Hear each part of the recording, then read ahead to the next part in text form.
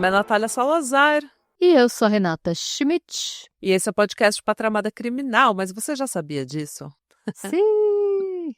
Sejam Bem-vindos. bem-vindos. E se você for falar, parei de ouvir no Bem-vindos, insiste, calma, respira. De onde gente, vem essa calma. revolta? Se acalma, vamos se É acalmar. só uma palavra. A gente vai falar de tanta coisa mais ofensiva, tanta coisa pior.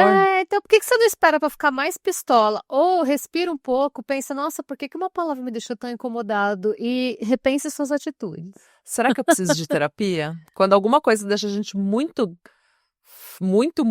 bravo, é um sinal que você precisa de terapia. Muito provavelmente é um mecanismo de defesa do ego, que pode ser a projeção. Você vê uma coisa em você que você não gosta, mas você não enxerga ela em você enxerga no outro. Pois é. Às vezes eu projeto, eu me pego projetando, às vezes uma pessoa me irrita e é porque alguma coisa nela me lembra uma parte de mim que eu não gosto. Nossa, isso acontece comigo o tempo todo também. Projeção, é mecanismo de defesa do ego. Você, em vez de ficar irritado com você mesmo, porque é insuportável, porque você tem que conviver com você, você fica irritado com a pessoa e às vezes você nem se liga que é porque você faz igual. Esses dias eu tava falando mal de um cara no trabalho porque ele é fofoqueiro. Mano, eu amo fofoca. Eu tô sempre pronta pra uma fofoca. Do que eu tô falando? Quem sou eu pra julgar o cara que é fofoqueiro? Gente, às vezes quando a pessoa tá muito sem foco, me incomoda porque eu também não tenho foco. Nossa, quando a pessoa tá... Ai, gente, é muito ridículo.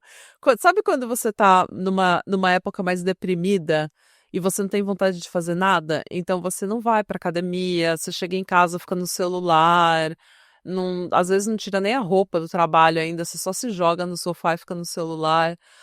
Quando eu tô bem, eu olho pra esse tipo de pessoa e falo, ai, que vida desprezível.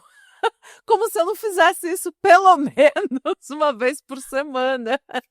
Porque a minha Sim. saúde mental é horrorosa. Eu julgo, quando eu tô bem, eu julgo. Daí depois, quando eu tô mal, eu me lembro. Lembra quando você julgou a pessoa? Às vezes, quando eu vejo gente muito doida no pub, eu fico irritada. Aí eu penso que é porque eu tô me vendo naquela pessoa e eu tenho vergonha. Nossa, eu Acontece também faço bastante. isso. Quando tem gente muito bêbada, eu fico, nossa, que pessoa insuportável, bêbada. Como se eu não tivesse várias vezes pagado vários mico em pub ou em show. Não, como se eu já não em tivesse feito muito festa. pior do que qualquer uma daquelas pessoas que eu tô julgando, irritada, sabe? Porque tá, sei lá, falando alto, porque tá trombando em mim. Como se eu já não tivesse dado muito mais trabalho, sabe? Aí eu paro e penso, nossa, gente, tô projetando. Então, quando isso acontece, é bom. Tipo, quando você cria essa consciência, é mó interessante, né? Porque você julga e você para e pensa, nossa, na verdade, não é o outro que eu estou julgando a mim mesmo. O Freud fala, né, que o que Pedro diz de Paulo diz muito mais sobre Pedro do que sobre Paulo. Pois é. Aí, gente. E o que Freud dizia sobre sua mãe diz muito mais sobre Freud. Gente, algum dia eu ainda é que eu tenho que estar mais preparada. É um tipo de projeto que eu gostaria de fazer mais engajada, assim. Mas eu gostaria muito de um dia poder fazer um especial com tipo o lado podre das grandes mentes, sabe? Porque o Freud, ele terminou a vida dele completamente viciado em cocaína, né? Nossa, tem tanta gente que só... Não, e assim, tem tanta gente que só atingiu grandeza por estar viciado em alguma coisa. E tem um trecho muito interessante de um diário dele em que ele fala, tipo, subi pra falar numa palestra. Eu tava tão doido, tipo, ele não falou nessas palavras, gente, pelo amor de Deus, né? Mas ele falou, tipo, eu tava tão doido de cocaína que eu falei várias groselhas, mesmo eu não sabendo nada do tema, e todo mundo me achou muito inteligente. Mesmo eu tendo falado várias coisas que eu reconheço que não faziam sentido nenhum. Então, assim, tem várias coisas que a gente nem fica sabendo porque tem o interesse em você vender aquela pessoa como intelectual, mas os grandes filósofos e os psicanalistas, as que são consideradas grandes mentes, né, às vezes eram tão ruins quanto os rockstars que a gente vê aí, que a gente fica falando. Então, é um negócio que eu queria escrever sobre. Um dia, assim, quem sabe? Conta aí o que vocês acham, se vocês têm interesse. É um negócio que eu gostaria de fazer, mas é um negócio que, assim, que eu sei que a gente vai tomar tanto hate, porque eu sei que vai sair freudiano do bueiro, falando que eu tô... freudiano é um problema. Não, mas é difícil falar, porque, gente, o Freud, ele era humano, né? Ele era uma pessoa como qualquer outra, e ele tinha as questões dele. Então, o lance da cocaína foi até sem querer, ele estava estudando as propriedades curativas da cocaína, né? Ele não tinha ideia de o que era, não existia vício em cocaína na época, né? Um médico te dava cocaína. Você tá com E dor no pé? Tá aqui, cocaína. tinha na Coca, né? Tinha na Coca-Cola um restinho, ele era um negocinho, mas tinha na fórmula original da Coca-Cola, que foi removida muito no começo, né? Mas a No Coca-Cola era início. remédio. Conta aí o que vocês acham, né? Isso não é um roteiro sobre Freud, a gente não tem, o que eu vou falar não tem nada a ver com Freud. Talvez tenha um pouco a ver com Freud, mas não muito. Mas vamos lá, me Mas conta essa vamos. história porque eu tô louca pra ouvir. Vamos, gente. Bom, hoje eu trouxe o caso de uma que é as figuras mais icônicas dos crimes reais. Eu acho que todo podcast grande já fez um episódio sobre ela, então a gente estava devendo. Vamos entregar, devemos, não negamos, estamos pagando. Pagamos quando puder. Sim. Hoje a gente vai falar da Condessa das Trevas, gente. Elizabeth Bathory, ou Elizabeth Bathory. Elizabeth é a versão anglicizada? Anglicizada, né? Anglicizada do nome dela. O nome húngaro mesmo é Erzsébet, ou Erzsébet. Eu vou falar Erzsébet porque Erzsébet eu não vou conseguir pronunciar o tempo todo. Mas antes de começar a história, eu quero começar citando as minhas fontes. Eu usei os livros o Lady Killers, de Tori Telfer, e o Bizarre True Crime Volume 3, do Ben Oakley. Eu usei os sites biographics.com, sci-fiwire.com, ranker.com, a base de dados da EBSCO, que é uma base de dados de pesquisa acadêmica oferecida pela EBSCO Industries, um trabalho de mestrado do Departamento de História da Illinois State University chamado Sem Sangue na Água, da Rachel L. Bradshaw, e outras fontes secundárias que eu vou mencionar ao longo do episódio. Esse vai ser um episódio de 2 partes, tá, gente? Então, as fontes da parte 2 são essas também. Se você é novo por aqui, não desista, porque eu sei que eu acabei de citar uma bibliografia de trabalho de escola, mas eu prometo que a história é interessante. Não vai ser chato, não se deixe enganar pelas fontes. E vamos falar dessa mona, gente. A Elizabeth Bathory nasceu em 7 de agosto de 1560, segunda dos 4 filhos do barão George Bathory VI e da baronesa Anna Bathory, no Exeter Castle, na Transilvânia, que hoje é uma região da Romênia, mas que na época fazia parte do Reino da Hungria. Eu acho muito interessante a gente falar dos Bathory, porque hoje a gente não fala tanto deles.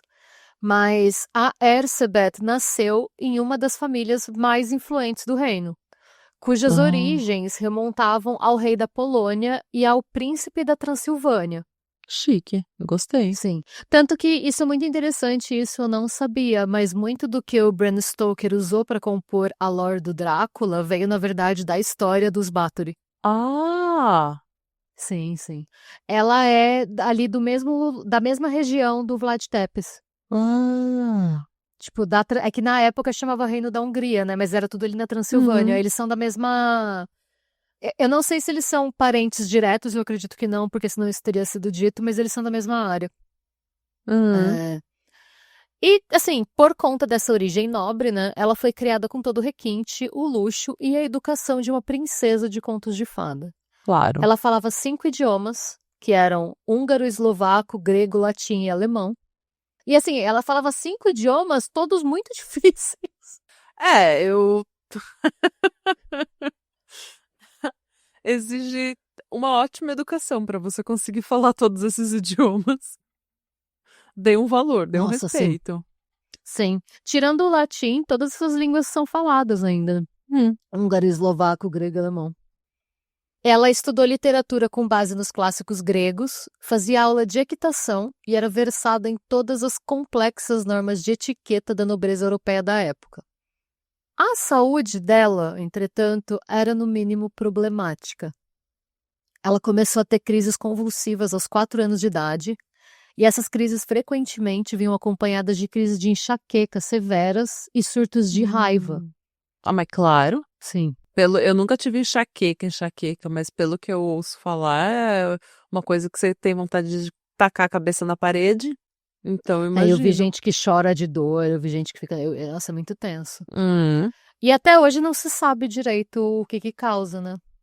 não. Um fun fact, gente, o LSD foi inventado em uma tentativa de se buscar uma cura para enxaqueca. Por um tempo, os médicos acreditavam que a enxaqueca era causada por um imbalance no ácido lisérgico, que é sintetizado pelo cérebro. E aí eles Ah, decidiram, eles acreditavam então que a falta do ácido lisérgico trazia crises de enxaqueca, né? Então, que acrescentar o ácido lisérgico faria com que a dor de cabeça passasse. Só que aí o que aconteceu foi que eles deram algumas gotas de ácido lisérgico para algumas pessoas e elas tiveram. Não, foi tensíssimo. Teve gente que nunca mais voltou. Porque foi uma eita, quantidade muito alta. muito alta. Ah, Tipo, pensa numa tela azul. Se a pessoa entrou em tela azul, uf, ninguém sabe até hoje o que essas pessoas viram, mas eles acreditam que tenha sido tipo cores. ah, Teve gente que não voltou e gente que voltou mais ou menos, assim. E aí é por hum, isso que quem já viu esse tipo de substância circulando, já viu que ela vem num papelzinho, né? Porque é o papelzinho com ácido lisérgico mergulhado. hum. Isso não tem nada a ver com o roteiro, só uma curiosidade. Ah, Mas não se sabe até hoje o que causa enxaqueca. tá vendo que falta fazer um Doril enxaqueca naquela época? Tá vendo? Tá vendo? Doril nos patrocine. Doril, amamos um remédio. A dor sumiu. E a dor da Ersebet, não. E hoje, acredita-se que muitos desses sintomas tinham origem no fato de que os pais dela eram primos de primeiro grau. Uf, é. É. É. E isso, gente, não sou eu falando, tá? Essa informação referente à causalidade entre as questões da saúde dela e o parentesco dos seus pais está presente em literalmente todas as fontes que eu usei. Uhum. Eu achei melhor reforçar isso, porque da última vez que a gente falou sobre isso no vídeo sobre os crimes do Dado Dolabella, Algumas pessoas né? não gostaram que a gente É. não compactuou com o casamento entre primos de primeiro Só grau. então, eu quero deixar claro só que isso foi dito pelos pesquisadores e não por mim. São Ah, teorias, né, gente? Porque ela é um personagem tão fascinante da história que tem muito pesquisador que tenta entender primeiro o que que é lenda e o que que é verdade. E a minha pesquisa, eu procurei muito desmistificar a figura dela, porque sem as fofocas ela é fascinante. Não precisa da da fofoca, sabe? fofoca, é.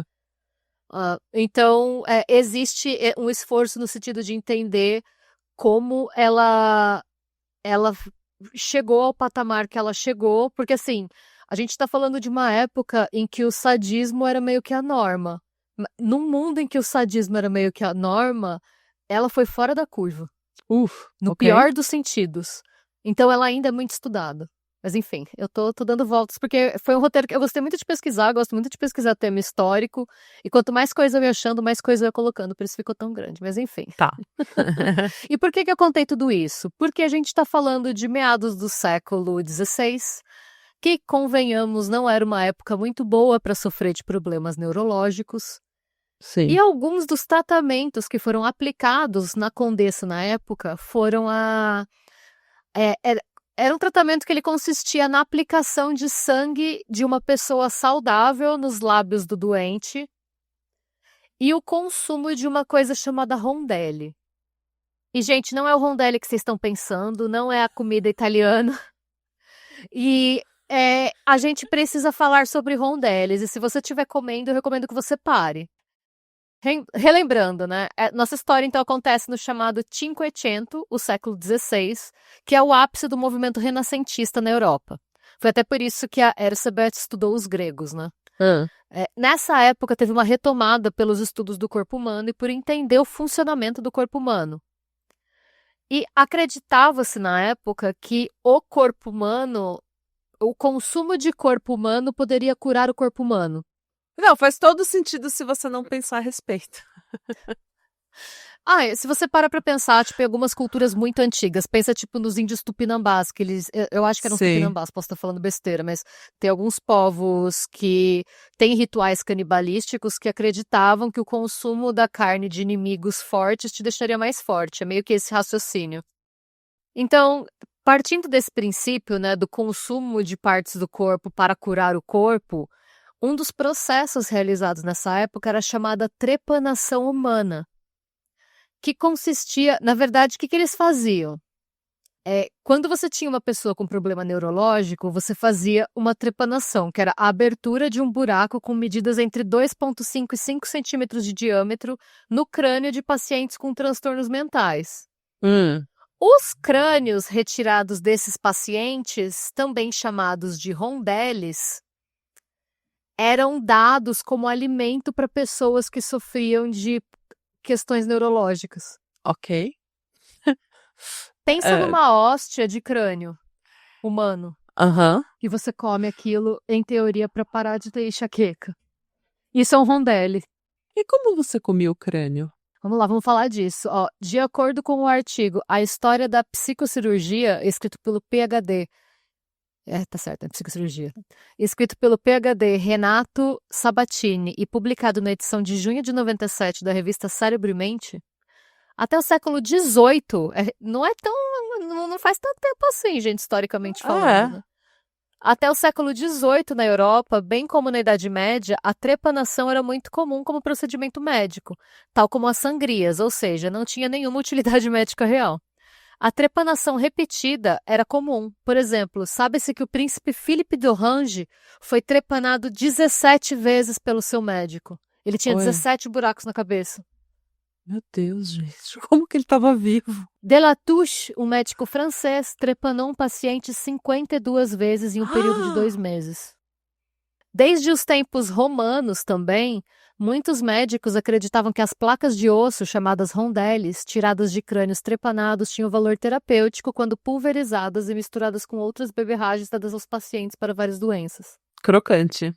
Parte do tratamento da Erzsébet consistiu no consumo de crânios de outros nobres vivos. Eu acho chique você chegar num status social e financeiro em que você se trata comendo os rondelli dos outros.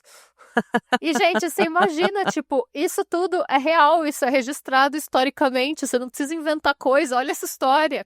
Exatamente, não sei por que tiveram que inventar tanto mito sobre ela, porque só de saber que ela estava comendo o crânio das pessoas já é uma puta história. Já Eu é não sabia interessante. porquê, mas eu descobri, a gente vai saber tudo hoje, gente. Hoje assim, é o dia das grandes revelações aqui nesse podcast. Polêmica. Polêmicas do século XVI. Shade.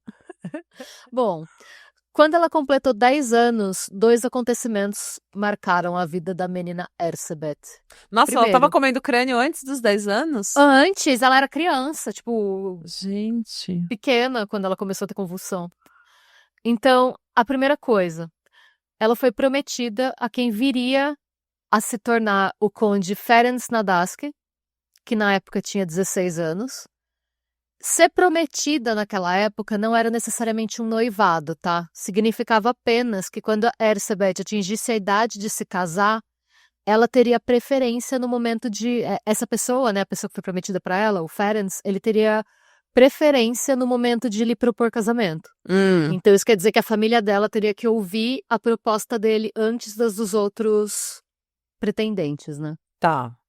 Então não era uma coisa certa. Era meio que assim, olha essa bela jovem, olha como ela vai ser uma nobre, elegante, olha quem ela vai ser. Você ainda tem que apresentar o seu plano de carreira para os pais dela. Pois é. Tá. Mas assim, ela foi prometida pra ele, tá? Tipo, ele poderia aceitar ou recusar. Ofereceram ela pra ele. Ele aceitou a oferta prontamente, porque já naquela idade, Erzsébet era conhecida por possuir uma inteligência acima da média. Ela era considerada uma mulher muito inteligente. Ela comia o crânio. E como ela já tinha... e como vocês vão ver a foto, ela era considerada uma mulher muito bonita na época. Então, na corte, já se dizia que ela se tornaria uma mulher bonita. Tá. Foi também nessa época que ela viu sua primeira cena de tortura. Oi. Um homem foi pego roubando dentro dos muros do castelo de seus pais. E a punição para esse tipo de crime na Transilvânia daquela época, não comam, era ser costurado vivo dentro do abdômen de um cavalo moribundo e deixado ali para morrer. Eu achei justo. Eu achei que é bem pertinente, assim, bem equivalente ao crime. Ninguém tá exagerando. Tá legal. Bem proporcional ao crime. Pois é. E o que que aconteceu nessa ocasião, gente? Por que que isso é considerado marcante? Porque ela não estava sozinha quando ela viu isso acontecer, ela estava com um grupo grande de outros filhos de nobre com idades próximas às dela. E quando essas crianças viram aquilo, elas ficaram extremamente horrorizadas. E a Erzsébet riu, porque, ao contrário dos colegas, ela não ficou enojada com aquela cena, muito pelo contrário. Era como se o sofrimento daquele homem tivesse despertado alguma coisa extremamente prazerosa nas Ufa. entranhas dela. E assim, gente, antes de eu prosseguir com a história, né, eu acho importante ressaltar que naquela época o conceito de infância, como a gente conhece hoje, não existia. Segundo o artigo A Compreensão da Infância como Construção Sociohistórica, escrito pelo Samuel Lincoln Bezerra Lins, que é PhD em Psicologia pela PUC, né, ele conta, eu vou ler o trechinho. A história da infância só começou a ser narrada recentemente por consequência do anonimato em que a criança viveu no mundo ocidental até o século XVIII. A partir desse século, a infância como categoria histórica contextualizada cultural e socialmente passou a apresentar diferentes imagens sociais ao longo da história.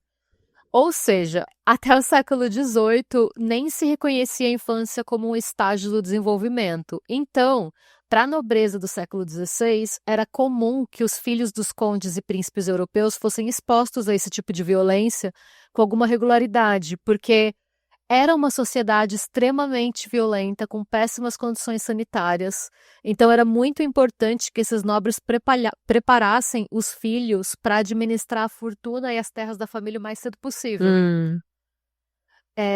Só que, assim, por um lado, a gente tem os dois pontos. Era comum que os filhos dos nobres fossem expostos a essas coisas muito cedo para eles aprenderem.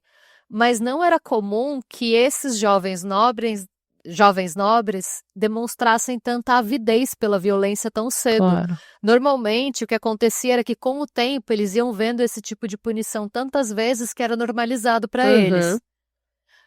No caso da Erzsébet, aquilo nunca pareceu estranho para ela. Não, ela gostou. Ela pegou gosto pela coisa. Então, tem muita gente que teoriza que, na verdade, talvez ela visse muito isso dentro de casa. Nunca foi confirmado, isso é especulação, mas às vezes não sabem dizer se ela, por conta das convulsões e por conta da questão do inbreeding, se ela não tinha alguma questão neurológica ou se ela tinha, se os pais eram violentos. Isso a gente não sabe. Tá. O que a gente sabe é que, mesmo dentro da corte, da sociedade daquela época, aquilo foi considerado estranho. Que bom. Porque é realmente muito estranho uma criança olhar aquela dor, aquele sofrimento e dar risada. Eu acho que se eu tivesse visto uma parada dessa, eu não ia esquecer nunca mais. Eu ia sonhar com isso Porque, até tipo, a gente hoje. já falou aqui de dar risada de desespero. Quando você tá muito nervosa, você dá risada, mas é uma risada diferente, muito diferente do que a risada de prazer, a risada de achar graça. A risada de achar graça, e eu acho que muita gente confunde porque não tá acostumado, mas a risada de desespero, ela é uma risada desconfortável, é uma risada que você não fica quieta, você não joga a cabeça para trás e dá risada. É aquela coisa que você tá tensa, você tá rindo porque seu corpo não sabe mais como reagir. Então é muito Sim. estranho. A risada de prazer, ela é muito mais suave, muito mais espontânea, muito mais... Mais orgânica? mais orgânica, Mais mais natural. Então, Mais leve? a risada de desespero é aquela coisa meio... uma coisa meio tensa. A risada bruxa. E, gente, a partir do momento, então, que ela foi, né, prometida para o Ferenc, ainda com 10 anos, ela foi enviada para o castelo de Szarvas, a oeste da Hungria, onde a formação dela deixou de ser acadêmica e começou a ser prática. Você vê, com 10 anos, ela começou a aprender sobre a administração de um estate e sobre as diferentes tarefas que lhe seriam atribuídas quando ela casasse. Nessa época, quando ela tinha entre 12 e 13 anos, dizem que ela teve um affair com um plebeu de uma idade meio parecida, de quem ela supostamente teria engravidado, parido, tido filho e dado para adoção. Mas assim, Vale ressaltar, né? Várias fontes citam essa suposta gravidez, só que no artigo da Rachel Bledsoe, que foi uma das minhas fontes principais, é dito que essa gravidez nunca foi nem ao menos mencionada em nenhum documento histórico da época. Ou seja, né? Tá. O que isso quer dizer? Que não existiu, né? Ou não foi encontrado até agora nenhuma carta, nenhum diário, nenhum registro médico, nenhuma correspondência, nenhuma fofoca, nenhum rumor, nada que mencione ela tendo dado à luz a uma criança. De maneira que ou essa é a fofoca mais bem guardada da história, ou tudo não passou de um rumor. Tá. O que, no caso dela, é mais provável que seja um rumor. Sim. Porque esse lance de filhos ilegítimos, então a gente até falou um pouco disso no episódio que a gente fez sobre nobres meio desequilibrados, assim. Teria havido rumores sobre um descendente, sobre... eu acredito que seja um pouco da lore que criaram depois, sobre a qual a gente vai falar um pouco na parte 2, porque que isso aconteceu, né? Porque o lance de, tipo, assassina de criança, sabe? Porque tem algumas versões que dizem que o Ferenc descobriu e mandou matar a criança e mandou jogar a criança pros cachorros. Só que, assim, o Ferenc, na época, ele tinha 18 anos e tava na guerra, sabe? Ele não... Eu acho extremamente improvável que isso tenha acontecido. Mas, né, vale ressaltar que existe esse rumor, então a gente não sabe, né? Vai que daqui a alguns anos descobrem alguma coisa que, não sei, enfim. Não sabemos, pode ser que tenha tido, pode ser que não, isso não é tão relevante para a história. De qualquer forma, ela casou com o Ferenc pouco tempo depois, em 8 de maio de 1574, quando ela tinha 14 anos e ele 20. Foi uma cerimônia de contos de fada, gente. Foram 3 dias de festa, 4.500 convidados. Aquela festa, assim, pensa em festa de Game of Thrones, festa de, tipo... Foi casamento real. Hoje em dia seria um casamento normal de blogueira. É isso. Mas veio, 4.500 convidados naquela É época. muita gente. Meu Deus do céu. E seguindo o costume da época, a Erzsebet manteve o seu sobrenome e o Ferenc adotou o nome da esposa. Pelo que eu entendi, naquela época predominava o nome da família mais poderosa. Justo. E a família Báthory era uma das, se não a mais poderosa da Hungria. Eles eram tipo os Lannister da vida real, pra quem leu ou ouviu Game of Thrones. Como presente de casamento do Ferenc, a Erzsebet recebeu o castelo de... Eu vou assassinar esse nome. Chejte. Localizado na base das montanhas dos Cárpatos, em uma região que hoje corresponde à Eslováquia. E o casal foi então morar em Sarvar, que era o castelo que ela tinha passado os últimos anos aprendendo a administrar, e eles viriam a passar os próximos anos dividindo os dias entre os 2 castelos. Bem singela, né? Bem humilde. Bem humilde, graças a Deus. Com dividindo o tempo entre seus 2 castelos, o castelo de verão e o de inverno. E por 15 anos o casal viveu uma vida rica e privilegiada. Como outros nobres húngaros da época, eles não pagavam impostos sobre suas terras. E eles tinham o direito de usar os lucros das suas propriedades como eles quisessem, sem nenhum tipo de supervisão. E os seus dias se dividiam entre a administração das grandes propriedades e o investimento dos lucros obtidos com a produção agrícola. Tinha um ou outro conflito entre húngaros e otomanos nas áreas de fronteira do reino, que era onde eles estavam, né? Meio onde eles estavam. E quando isso acontecia, o Ferenc era chamado para participar das batalhas. Um pouco da figura do Drácula também é inspirada nele, tá? Ele é considerado tipo um dos grandes guerreiros húngaros de antigamente, tanto que hoje eles falam dele sem o sobrenome Báthory, pra tipo afastar ele dela o máximo possível. Eles usam Nadask lá, o sobrenome de solteiro dele, pra falar dele. Se você procura ele, ele é considerado, por pior que ele tenha sido, e a gente vai falar de como ele era ruim, ele é considerado um herói, do mesmo jeito que o Vlad Tepes é considerado um herói também. Um herói do cristianismo, um bastião do cristianismo. Um varão.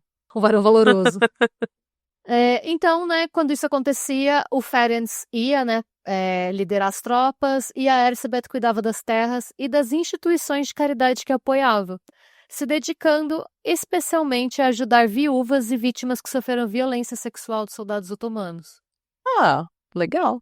Então você vê, ela fez muita caridade. tipo, muita caridade mesmo. Assim, se ela pagasse É. imposto, a caridade não seria preciso. Mas, Pois é, também. Não, se prepara pra você ficar mais pistola. A situação da... Gente, a vida era muito mais injusta do que é hoje. Faz até a gente repensar um pouco. sim. De maneira geral, a Erzsébet e o Ferenc eram muito felizes juntos.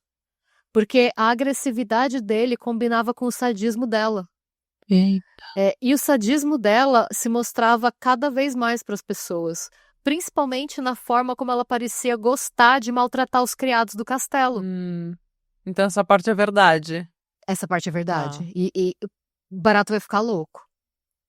A Erzsébet gostava de impor punições físicas, que em sua visão perturbada de mundo, combinavam com os erros cometidos pelos funcionários.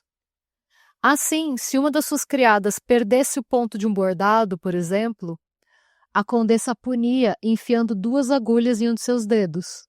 De novo, bem proporcional, bem compatível ao erro cometido. E quando ela estava particularmente empolgada, ela gostava de jogar um jogo. Ela enfiava as agulhas e quando a criada chorava ou gritava de dor, ela falava, tá doendo? Se você quiser, você pode tirar. Se a criada retirasse a agulha, ela pegava uma faca e cortava o pedaço do dedo, falando agora não vai doer mais. Gente. E caso a criada falasse, não tô com dor, não tem problema, não vou tirar, ela colocava uma 3ª agulha. Isso não tá doendo, então não tinha como você ganhar. Não, claro que não. E o Ferenc não só sabia desse comportamento, como ele também o incentivava. Ele que ensinou para Erzsébet o que ele chamava de star kicking, ou chutar estrelas em tradução livre. Essa tortura consistia em enrolar um pequeno pedaço de papel, mergulhá-lo em óleo, posicioná-lo entre os dedos do pé dos servos desobedientes, acender a ponta e esperar as queimaduras. O nome Star Kicking, né, vinha do efeito visual dessa prática. A dor misturada ao fogo, né, o movimento da dor, dava a impressão de que a vítima estava chutando estrelas. Gente, que coisa horrorosa, que gente Sim. horrível. Sim. E essas torturas ele aprendia nas prisões contra prisioneiros de guerra otomanos. E ele ensinava como ela podia aplicar isso em casa. Ou seja, era a fome com a vontade de comer. Esses dois. Sim, é assim, é o casal feito no inferno. Nossa Senhora. Em certa ocasião, o Ferenc presenteou a Erzsébet com uma luva dotada de garras metálicas no formato de unhas para que ela pudesse ferir os criados com as próprias mãos. Porque às vezes ela queria tanto machucar que ela achava que era insuficiente ela machucar com um instrumento. Mano, E a gente vai falar mais disso mais pra frente, vai coisa piorar. horrível. Uma outra forma de tortura que o nome do Ferenc, também o Ferenc era conhecido como Cavaleiro Negro da Hungria. Então, uma outra forma de tortura, né, que o Cavaleiro Negro ensinou à esposa, era aplicada em funcionários que roubavam comida. A pessoa acusada, normalmente uma mulher jovem e considerada atraente, era coberta de mel e levada para o mato, onde ela era picada por insetos, né, até ou morrer ou aprender a lição, o que quer que acontecesse primeiro. Gente.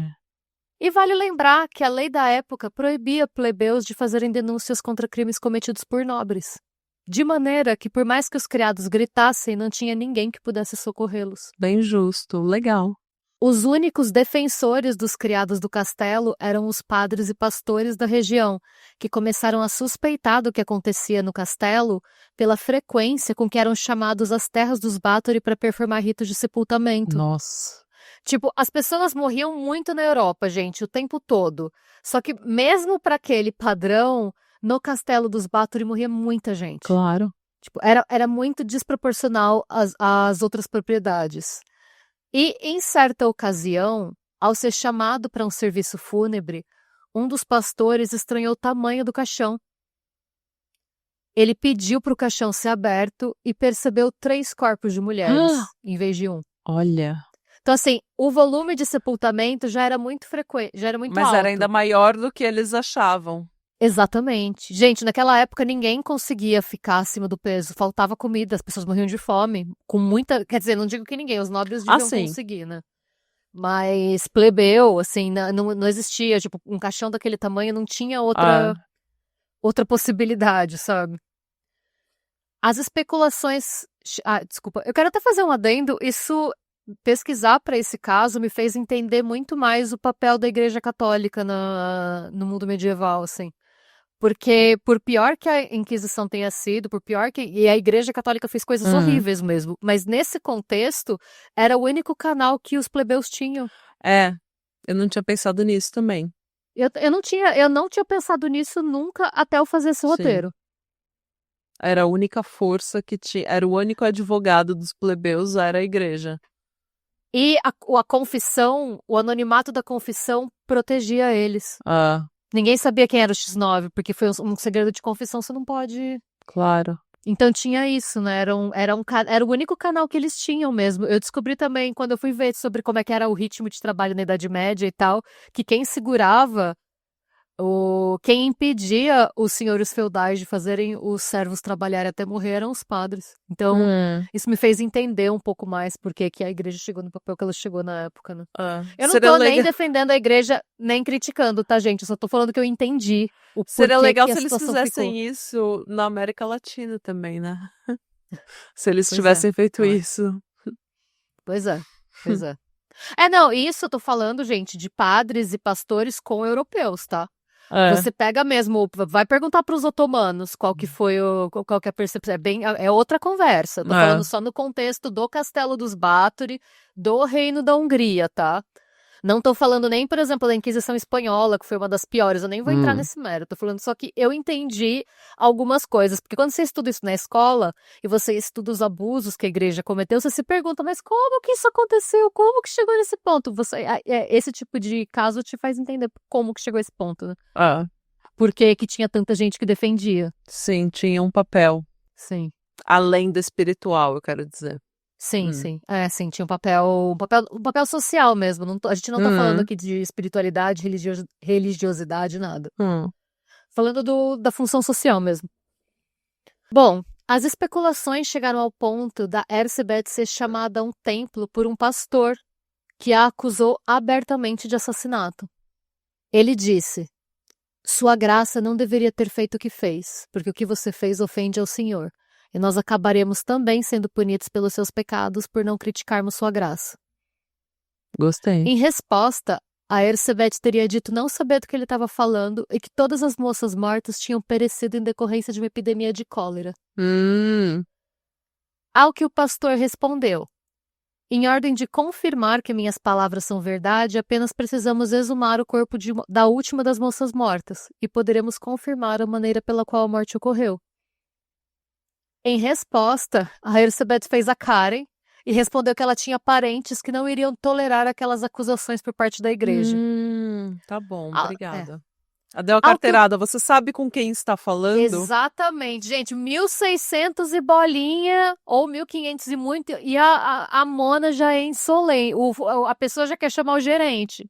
Pois é. Você não pode me processar. Meu pai é advogado. Pois Meu é. pai é juiz. E o pastor respondeu: Eu também tenho parentes, sou filho de Deus. Toma, trouxa. Vamos exumar os corpos e ver o que você fez. A Erzsébet literalmente fugiu da igreja. Ela saiu correndo. Ela virou, quando ele falou, vamos exumar os corpos, ela correu. Direto para Como os toda braços. Karen. Como toda Karen, ela correu direto para os braços do Ferenc, que pagou as pessoas certas e calou a boca do pastor. E mais uma vez, como em tantas outras grandes tragédias da história do mundo, os pobres gritavam e as pessoas que poderiam ajudá-los faziam de surdas. E, gente, vocês perceberam que eu falo padre, pastor, padre, pastor? A Hungria tinha uma situação religiosa muito peculiar naquela época. Diferentemente da maioria da Idade Média, né, na transição para o Renascimento ali, tinham tanto católicos quanto protestantes, não tinham uma religião compulsória. Basicamente, e eu vou falar um pouco disso mais pra frente, os condes e tal, os nobres tinham certa liberdade para escolher a religião que eles queriam seguir no castelo. Legal. Porque Sim, então normalmente a tinha as duas religião é coisas. meio que imposta, né, pelo Estado. Sim. Então, Hum. meu, tipo, esse roteiro me fez ver que tem uma história de uma parte da Europa que a gente não faz ideia, assim, aquele pedaço ali da Sim. Hungria, da Romênia, Mesmo ali o comecinho dos países bálticos, como era muito perto do Império Otomano, eles estavam sempre em guerra, Uhum. protegendo a fronteira contra o avanço dos otomanos, e por conta disso eles têm várias complexidades que a gente não estuda na escola. Assim, a história deles não é exatamente a história que a gente aprende na escola quando a gente vê a era medieval, sabe? Sim. A gente vai falar disso mais pra frente, tô só dando um spoiler.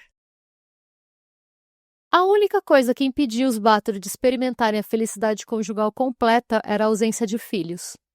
Era muito importante que eles garantissem a linhagem da família, mas fosse pela pressão, pelo nervosismo ou mesmo por complicações da sua suposta primeira gravidez, né? A Elizabeth passou os primeiros 10 anos do casamento sem conseguir ter filhos, o que na época era considerado um escândalo. Sim. Tem quem acredite que era até por conta de alguma condição genética decorrente do inbreeding, tá? Porque os irmãos dela, todos tiveram problemas semelhantes. É. O que às vezes a gente fala que a seleção natural funciona, né? Porque uma pessoa dessa não deveria... Ela não devia ter filhos. Mas assim, Enfim, é. Então, gente, naquela época, ter filho era um negócio assim, ter filho na época era você garantir o seu nome, o seu legado e, às vezes, até a integridade do reino, porque se você morresse sem filho, e o seu título, suas terras, tudo podia ir para um primo de terceiro grau, Ah, que você não qualquer. sabia quem era, que podia ser, sei lá, o príncipe da Espanha, porque eles todos casavam entre eles. E aí, de repente, você ia ter um pedaço do Império Húngaro com a Espanha e você ia começar uma guerra. Então, era Ah, crucial para a integridade. Era uma responsa muito grande. Você tinha que ter muito filho. Porque você tem sim. que garantir que, tipo, como as pessoas morriam muito, você tem que garantir que você vai ter alguns de reserva. É horrível falar isso? Eu acho Mas que é é horrível falar verdade. isso. Mas é verdade. Que naquela época você Porque tinha que ter uns a 10 mortalidade. filhos, porque, tipo, só assim que ia vingar. Sim, a mortalidade infantil era tão alta que era esperado que algumas crianças morressem. Ah, então. Então, não era só preciso ter um filho, é preciso ter vários, porque a mortalidade infantil era absurda. Claro.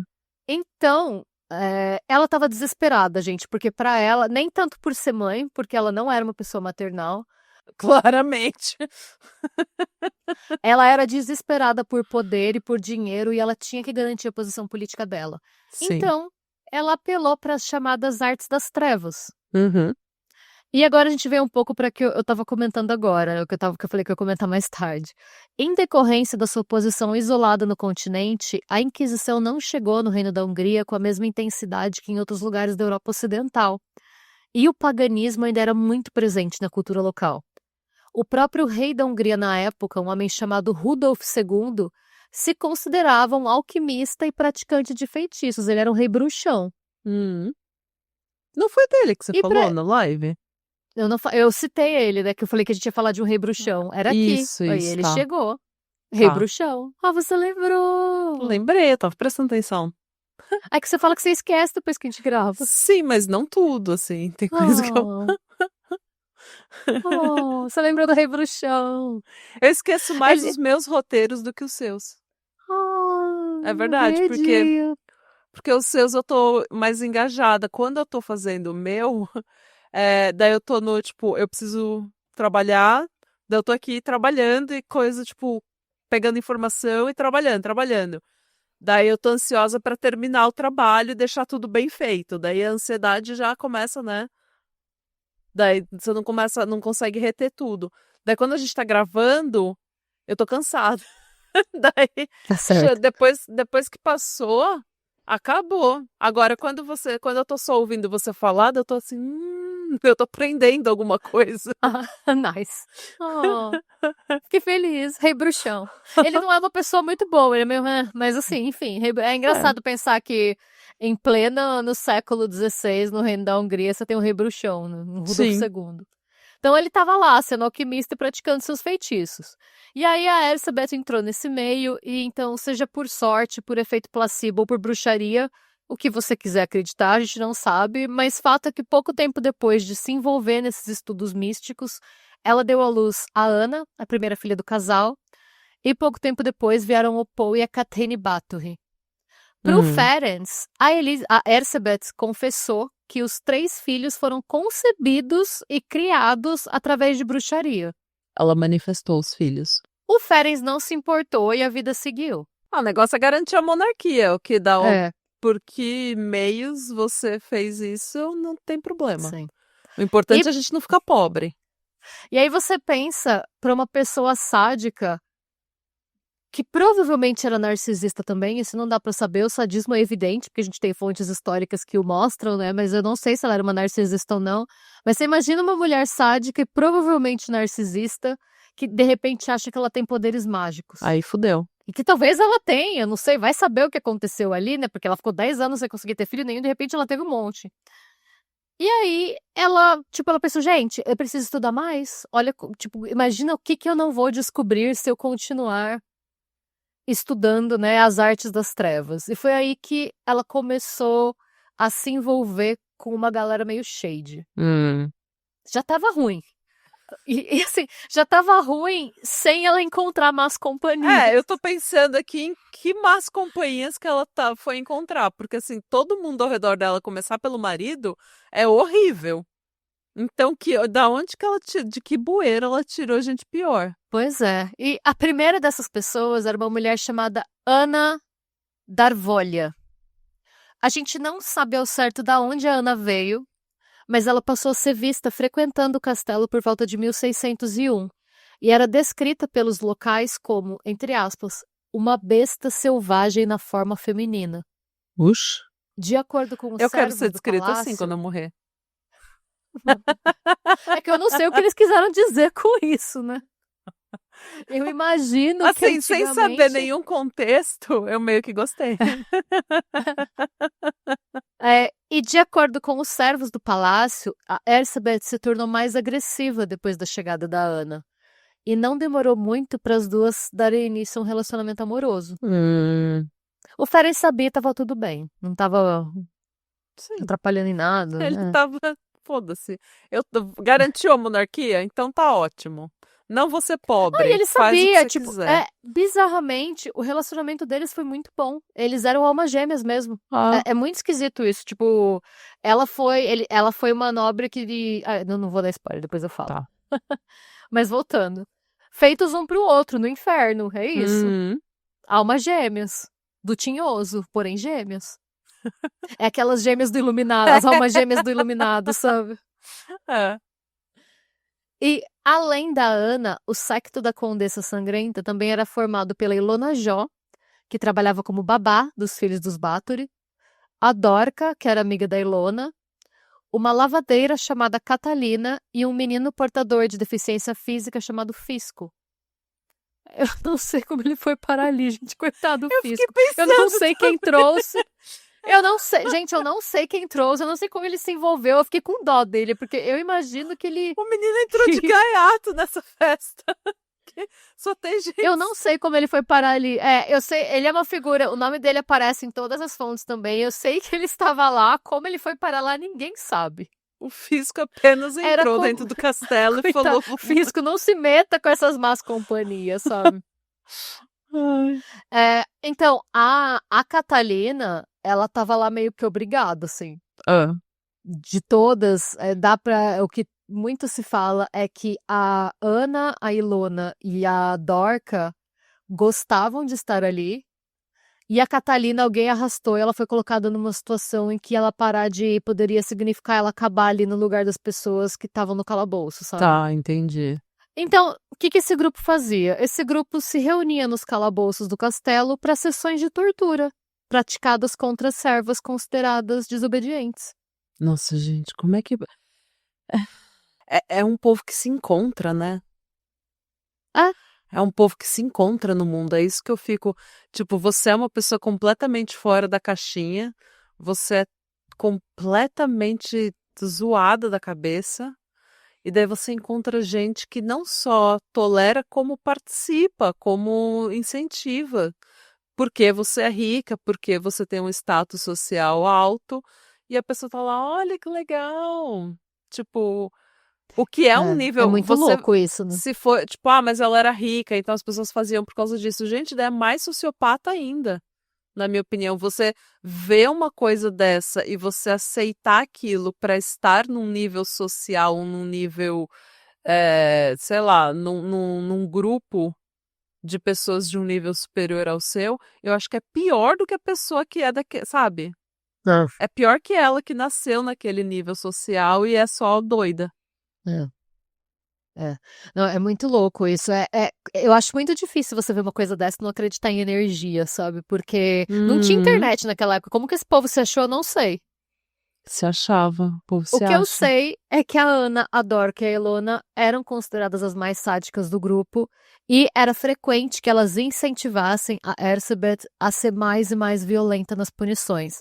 Uma ficava tentando one-up a outra, sabe? Pra se mostrar, pra ver quem era a bruxona master do pântano. Nossa É, senhora. eu não vou entrar muito em detalhes sobre o aspecto da tortura, porque esse não é o nosso objetivo aqui, nunca foi. Eu só vou falar uma coisa do que estava acontecendo ali e eu acho que vai ser suficiente, tá? Hum. Isso não é rumor, isso consta em um dos depoimentos do caso. Então isso foi dito numa corte e tal, né? Em certa ocasião, a Ersebet puniu uma criada considerada insolente, colocando as mãos dentro da boca da criada e rasgando a cara dela de dentro pra fora. Meu Deus, gente. É. Era esse tipo de coisa que acontecia E, tipo, diariamente. isso requer não só muita, obviamente, muito sadismo, mas requer muita força. Mas E você você tem que estar pensa, muito próximo da pessoa para fazer isso. Vira uma coisa muito pessoal. O ódio dela, a raiva dela era pessoal contra essas criadas. mas ela era muito forte, ela cavalgava, quando o Ferenc estava lutando, ela cavalgava aquele state inteiro, ela administrava todas as propriedades. Sim, E mas tem outra é tipo o que eu coisa, tô o falando é que, é. tipo, Não, você tem que ter uma ira mesmo, é a você tem força que ter de uma quem não bate ira. bem. Isso, você tem É, que ter uma. Porque não. Meu. Você tem que estar é. próximo da pessoa, você tem que ouvir a respiração, sentir a respiração da pessoa, olhar no olho da pessoa e usar É, é. toda a sua ira a sua, usar toda a sua ira para ter força para fazer aquilo. E dizem que ela tirava prazer sexual daquilo. Ah, Era eu não sempre duvido. moças muito novas, muito bonitas. Hum, Tipo, chegou num ponto em que se você tinha. As pessoas que tinham filhas bonitas mandavam embora da vila, sabe? Mandava pra outros lugares, porque ela tinha um tipo que ela gostava de torturar. credo. É bizarro, é muito bizarro. É uma coisa assim. É o que eu falo, não precisavam ter inventado nada pra essa história É, aqui. então. Né? E as coisas começaram a balançar no conto de fadas do Tinhoso, que é a vida dos Bathory, em 1591, com a chamada The Long Turkish War, ou a Longa Guerra Turca, né, em tradução livre. O conflito, eu nunca tinha ouvido falar desse conflito até eu pesquisar para esse roteiro, foi basicamente uma treta entre a família Habsburgo e o Império Romano pelo controle das regiões da Transilvânia, Valáquia e Moldávia. E foi um desastre para a Hungria. Teve uma queda brusca na população, fome, doença e destruição por todo lado, sem grandes ganhos no final, nem de território, nem de receita, nem de poder político, nada. Num primeiro momento, como infelizmente é muito comum nesse tipo de caso, de guerra assim, né? Os conflitos foram extremamente lucrativos para os Bathory. Por quê? Como eu comentei, o Ferenc era conhecido como Cavaleiro Negro da Hungria, né? Ele era um combatente feroz e extremamente sádico que ficou conhecido no campo de batalha pelo ódio contra os otomanos e pelos atos de crueldade cometidos contra prisioneiros de guerra. Inclusive, é o que eu falei, algumas das coisas que ele fez contra prisioneiro de guerra otomano foi usada pelo Bram Stoker para compor o personagem do Conde Drácula, né? Ah, Então, eram coisas absurdas, assim. Não é à toa que ele era casado com quem era realmente feitos um pro outro. É. E, além da crueldade extrema com que ele tratava os prisioneiros de guerra, ele também ficou conhecido pelos tesouros de valor incalculável que ele obtinha nos saques. Então, além do que eles já lucravam com as terras, eles faziam muito dinheiro em, tipo, joia, ouro, armas, cavalo, coisas que eles roubavam dos otomanos em roubavam saque. mesmo. Sim, sim. Foi durante essa guerra que o Ferenc ganhou o título de Cavaleiro Negro da Hungria, né? E a presença dele no campo de batalha passou a ser encarada como um mau agouro pelos inimigos. Sabe, tipo, o Senhor dos Anéis, quando aparecem os Nazgûl? Sim. A presença dele no campo de batalha tinha meio que esse efeito, assim, ele chegava todo de preto, naquele cavalo gigantesco, girando aquela massa no ar, e a galera ficava, tipo... Fudeu de não, vez. era tipo, gente, só me chegou, é melhor a gente ir embora. Ah, Enfim. Como o próprio nome da guerra diz, né, The Long Turkish War, a guerra foi longa. Foram 15 anos de conflito que trouxeram, né, tudo que eu já comentei. Isso eu já falei, tá, desculpa. Tá. Pode cortar isso que eu falei agora, porque eu só repeti no roteiro e esqueci de deletar. E aqui, a nossa história chega num ponto que eu considero muito fascinante, porque até agora a gente está falando de uma família que cometeu torturas, assassinatos e roubos, e que se envolveu em tudo que tem de obscuro na humanidade e nada aconteceu com eles. sim. Em determinado momento, os Habsburgo vieram pedir dinheiro emprestado. Os Habsburgo, que é uma das dinastias mais famosas da Europa, né? A gente estuda muito eles em história, né? Chegou na gente lá. Os Habsburgo chegaram pros Báthory e falaram, então, a gente precisa de dinheiro para continuar fazendo a guerra com os otomanos. Vocês nos emprestam? Eles falaram, mas é claro. Foi esse ato de suposta solidariedade que causou a derrocada da família. Se não fosse por esse empréstimo, é possível que os crimes da Erzsébet nunca tivessem sido expostos. A gente não conheceria essa história se eles não tivessem topado emprestar dinheiro para ajudar os parça. E por quê? Porque os Báthory eram os condes do reino da Transilvânia, né? Que era parte do reino da Hungria. E a família Habsburgo ter solicitado o empréstimo para os Báthory e não a coroa húngara passava um recado muito claro sobre quem parecia mandar de fato no país. Esse gesto não teria tido um impacto tão profundo se o reino não tivesse, se o reino tivesse passando por um momento de paz. O que não era o caso, né, gente? Até porque se eles tivessem paz, os Habsburgo não teriam pedido empréstimo para continuar com a guerra, né? Claro. O Rudolf II, o rei bruxão, acabou não conseguindo lidar com aquilo. Ele não tinha nascido para ser rei, ele queria ser um alquimista, ele não estava nem aí para nada que estava acontecendo, por isso que ele deixava cada nobre fazer o que quisesse, seguir a religião que quisesse, ele não estava nem aí. Ele queria seguir estudando as paradas dele. Ele queria fazer as artes dele pra praia. Sim, ele era o rei bruxão de humanos. É. E aí, o que ele falou? Gente, 15 anos de guerra, não aguento mais, não tenho condições, tá tudo uma zona. Chegou por irmão responsável, o rei Matias II, que era o irmão responsável. Ele era um homem extremamente cristão e ele não só estava determinado a reconverter a Hungria ao catolicismo, como ele já conhecia a reputação dos Báthory, de quem ele desgostava profundamente, porque pessoa católica e religiosa, ele sabia, ele ouvia rumores do que estava acontecendo no castelo. Claro. Todo mundo ouvia rumores do que estava acontecendo no castelo. Então, assim, ele já detestava aquelas pessoas, já ouviu um monte de absurdo, mas politicamente ele estava de mãos atadas porque os Báthory tinham mais dinheiro que ele. Sejamos muito sinceros, né? E porque os servos não podiam acusar denunciar nobres os nobres. Exatamente. Então não tinha nada que ele pudesse fazer pela própria lei dali. E ainda assim, com tudo isso, tipo, como se não bastasse, veio o anúncio de que os Habsburgo tinham ido pedir dinheiro emprestado direto para os Báthory. Pro Matias, esse empréstimo teve o efeito de um soco na cara. Se a Erzsébet tivesse arranhado ele com aquelas unhas lá que o Ferenc deu pra ela, ele não teria ficado tão puto como ele ficou. Quando ele ficou sabendo. E os Habsburgo agradeceram os Báthory dando calote. Bem feito.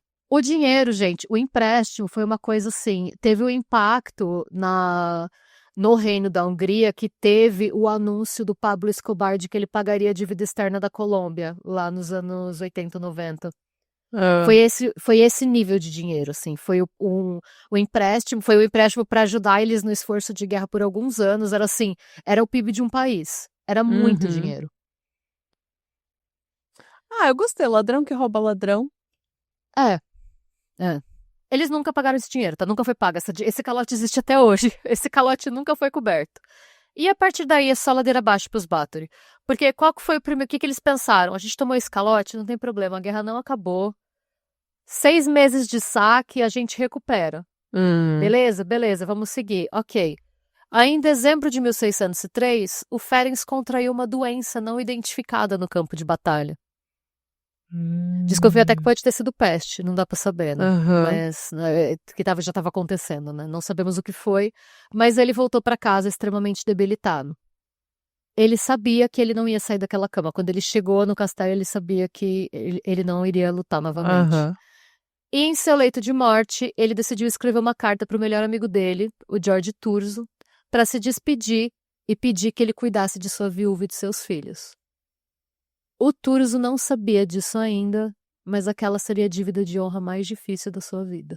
É claro. E na parte 2 vocês vão saber por quê, porque a parte 1 acaba aqui.